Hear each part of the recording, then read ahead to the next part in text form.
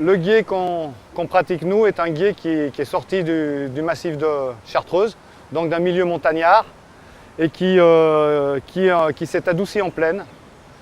Donc c'est une plaine qu'on traverse qui part au départ de Pont-de-Beauvoisin jusqu'à Saint-Genis-sur-Guiers, sur un linéaire de 13 km de descente. Donc au gré de plaines et de falaises de molasse, qui sont des conglomérats de sable et de roches, mais plutôt sablonneuses, qui sont sculptés au gré de la descente et des crues par la rivière. Sur le territoire de l'Avant-Pays savoyard, on essaye de justement favoriser une randonnée nautique assez large, puisque la configuration nous le permet. Depuis le lac d'Aiguebelette, troisième lac naturel de France, au fil de l'eau, on part sur la rivière du Thiers, qui est un confluent du Guiers.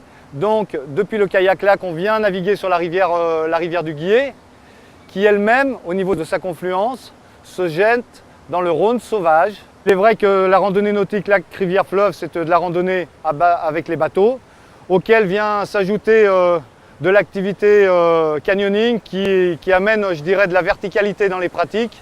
C'est donc une pratique classique de canyon dans un super canyon très végétal, très aquatique, type un aqualand naturel très vert, avec beaucoup de sauts, très rythmés, et qui sont encadrés par nos guides et qui permettent de découvrir encore un milieu tout à fait insolite et remarquable, quoi. Alors, historiquement, il y a eu un club de canoë sur Pont-de-Beauvoisin il y a 30 ou 40 ans, je crois. C'est aussi un terrain de jeu privilégié pour les pêcheurs.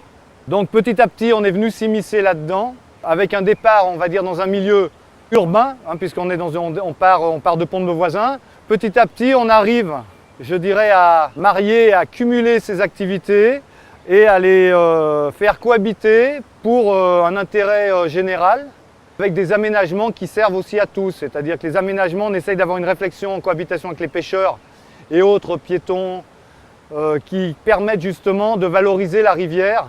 La pratique se fait pour nous de mi-mai jusqu'à fin septembre, de façon à laisser des périodes favorables pour la fraie et autres activités autour de la pêche.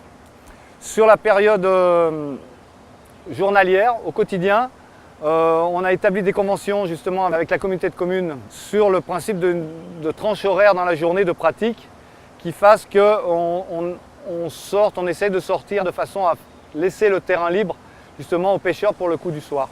La pratique du canoë, ça s'adresse, on dira, un petit peu à tout le monde, surtout dans la partie qu'on fait ici. C'est dans une configuration très douce qui nous permet justement d'offrir cette activité à une clientèle très familiale au départ. Ça va vraiment à partir d'un âge de 7 ans. Et après, il n'y a pas d'âge justement pour cette pratique. Il faut savoir nager, bien sûr. Ensuite, tous les groupes en général, c'est-à-dire aussi dans un profil parfois un petit peu plus sportif, raid sportif ou activité ludique dans le cadre de clubs ou de séminaires d'entreprise. Simplement, il est vrai que la rivière est un milieu quand même fragile, c'est-à-dire qu'en termes de quantité, sur la journée, des groupes au-delà de 40 personnes, on évite de partir sur le gué. On tient à respecter le côté intime de cette rivière et l'aspect découverte qu'on est susceptible d'avoir.